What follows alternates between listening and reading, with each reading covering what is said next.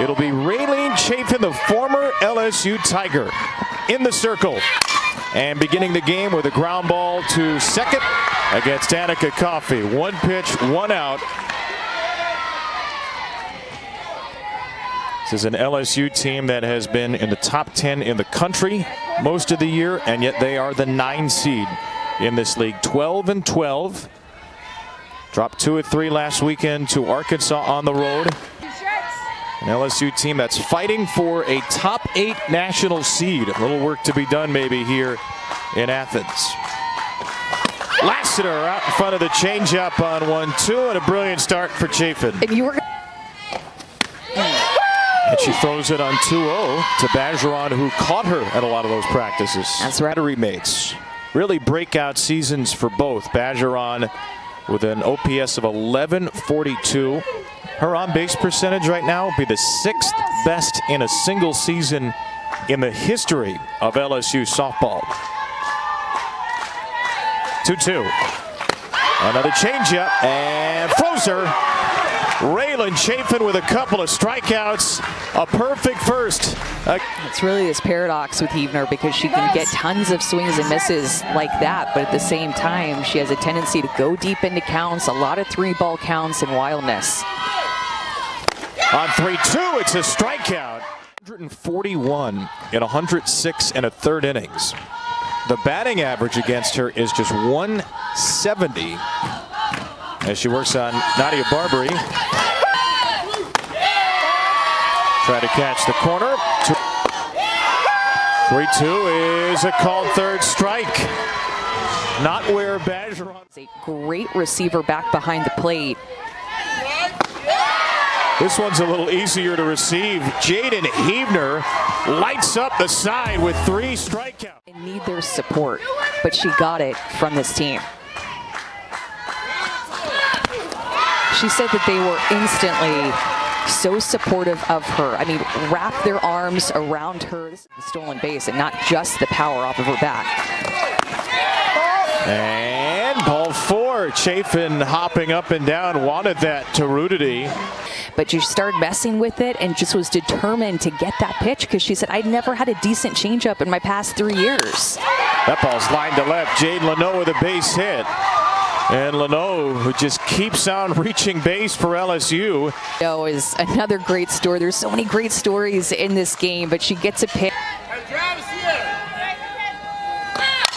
Daniel is late on strike 2. They have all those grand slams because they're not known as a home run hitting team. Just 42 home runs on the year. And when you compare that to some of the best home run hitting teams in the conference, like Florida and OU, it's about half as many.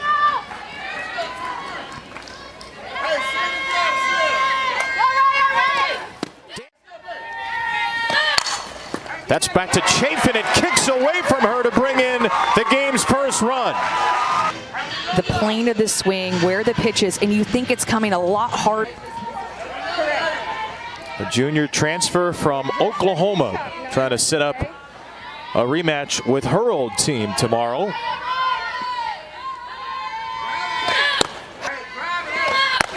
And a 3-1 is up and away. The number 9 hitter, Avery Hodge, walks in a run, and the bottom of this LSU lineup is doing major damage. With bases loaded and only 1 away. Her 3-2 is taken for a called strike 3. Raylene Chafin able to get this changeup on the inside corner. 38th pitch of the inning. Changeup, grounded to short. Lassiter runs well, and she is safe after a bubble, and 2-run score. Terrific base running by Maddox McKee, who came in from second. It's an error against the shortstop, Kylie Edwards, and the Tigers tack on 2 more.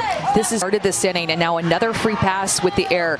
Kylie Edwards is usually so sure-handed, but the ball rolled up the heel, flipped it to herself, and then threw on the run. That split second is the difference between Lassiter being... That's ruled that Lassiter play to be an infield single.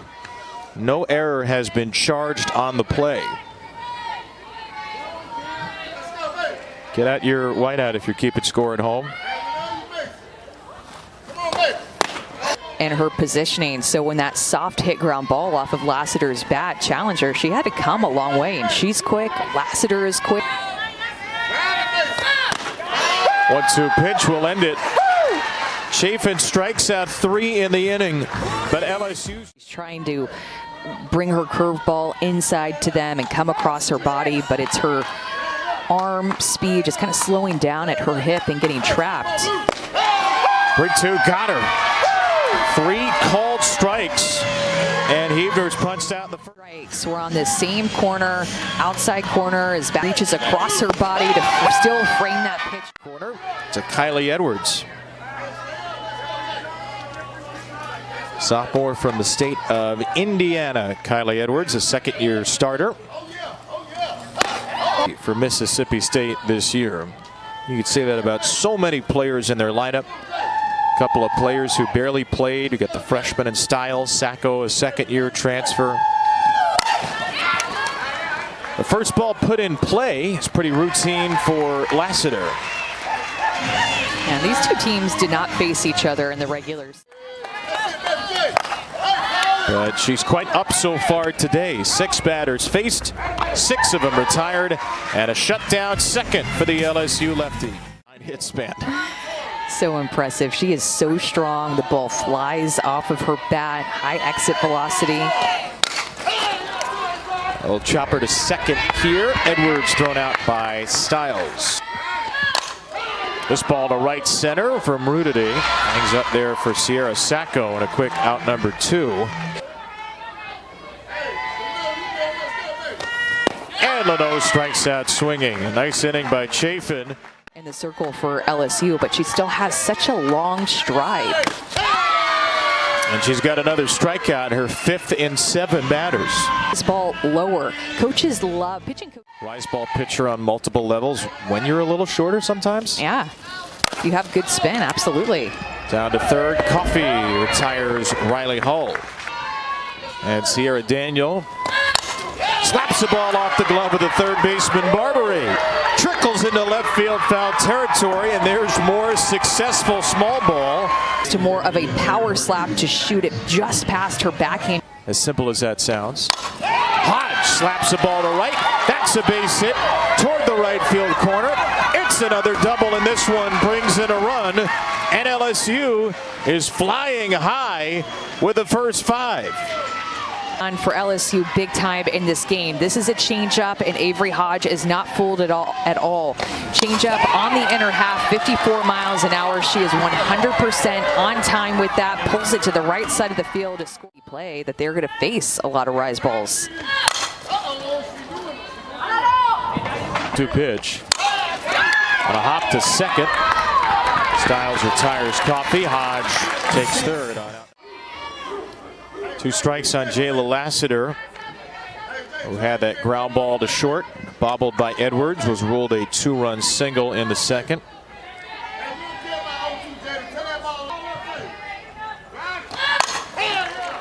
It's a little flare right field and caught by an onrushing Sells. The top 6 teams in this week's ESPN.com Top 25 are the top 6 seeds in the SEC. The highest ranked non-SEC team, the Oregon Ducks, champions of the Big Ten, who are... Well, she fell behind Sierra Sacco in 3-0, and you're up here talking about being careful with free passes. Maybe some LSU folks. Pitch that's supposed to be on the outside corner, well on the outside corner. Badgeron reaches across, and then Heavner's response like, she's getting strikes.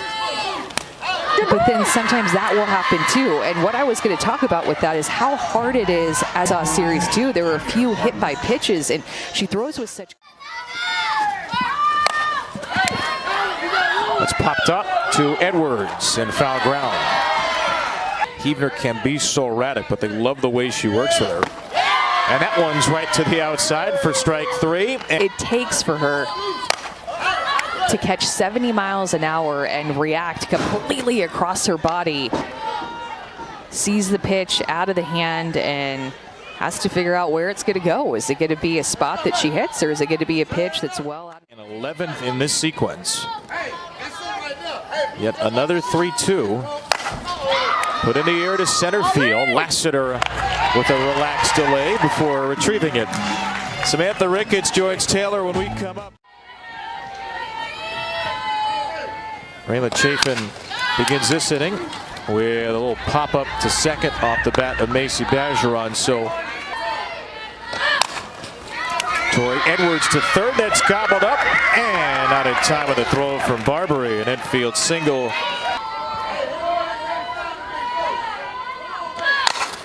Rudity to left field.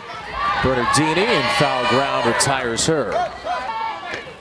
Renault swings over the top of a changeup. There's a scoreless fifth for Chafin. The rest of this game.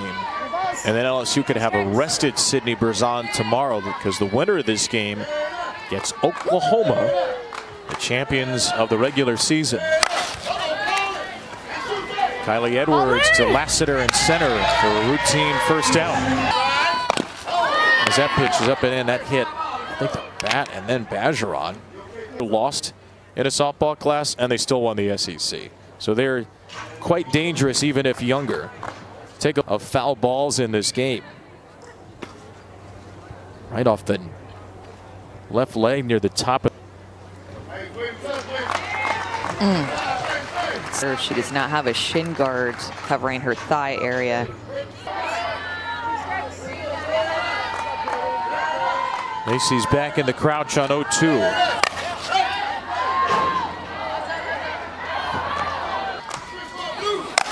There's another strike and it's poked through the right side. The first base hit of the game for Mississippi State. And she's still getting them out multiple times, second time through the lineup.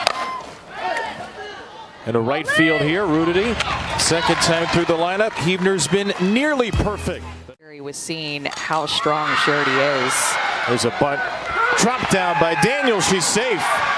Look at how athletic of a play this is by Wesolowski and then by Styles. I am so stoked. I mean, obviously following them throughout their career and seeing the growth throughout their not just tenure in the SEC, but in Sacco's case, throughout her career from LA Tech to. Got the golden ticket after LSU walked it off. And she'll bat now with a 5-0 lead after Avery Hodge lines out. Like, you know, everybody likes big home run hitters, and that's not me, so I'm realistic. But I do have a little bit more power this year in executing my game a little bit better. Puts one in the air here to left. There's a little more power, but needed a little more than a little more. Out of here. So we're like the gladiator ring here. Thumbs down. Foul out to left from Sacco. Who's ready? That makes one of you. Barbary in the air to left field. Jaden Heavner is cruising along here. For Mississippi State would be another very quality win. And then a date with Oklahoma. You win that game. You basically seal your fate as a top 8 team. That ball's lined the other way and not caught. Sells trapped it. It's a base hit for Lassiter, who's 2 for 4. Just flattening out their swings.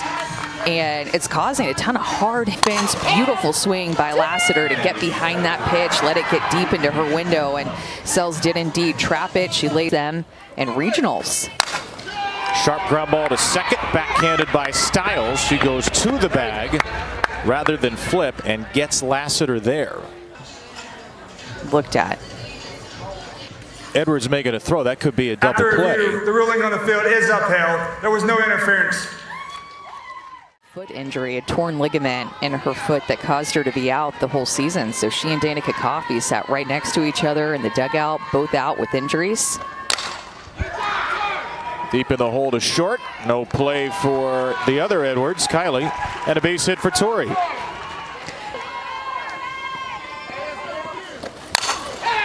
Rudity to left. Right near the crosshairs for Bernardini. For 3 with a walk for Mackenzie Rudity. She's been pitching great. Renault, ground ball back to Everett. We'll see if Jaden Heavner can finish off this shutout. Set up a date with Oklahoma for LSU. Blaine to short. Easy pickings for Hodge. On the 8th pitch, a soft line out. The only one hitter for LSU at the SEC tournament, Kristen Schmidt in 2003. Here's a pop-up. That's Daniel. And that's out number 2. Immortality. 1-1 coming. That's a strike. A target she's been hitting all morning and afternoon long.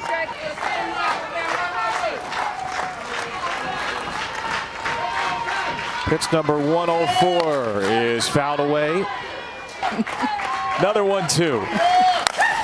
That's hit in the air to left field. Hit pretty well, but caught at the wall by Leno.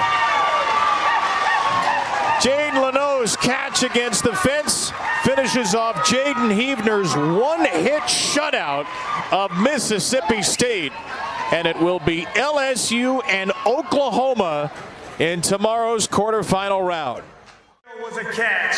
Mississippi State is challenging this call of a trap against the fence. This play is under further review. Yeah, this will go down as a great catch as Leno finds the fence, goes up against the wall, and gets her glove in between the fence, and the ball didn't look the fence. Let's see here. Okay, so definitely not right here. I don't think it ever touched the fence. The LSU fans are seeing the replay and applauding it. After review, the ruling on the field is upheld. Sit out. So 5-0 is your final. A one-hitter for Heavner. Oh, by the way, great hug between Raylan Chafin and Beth Tarina. There's Sydney Berzon, one of her close friends.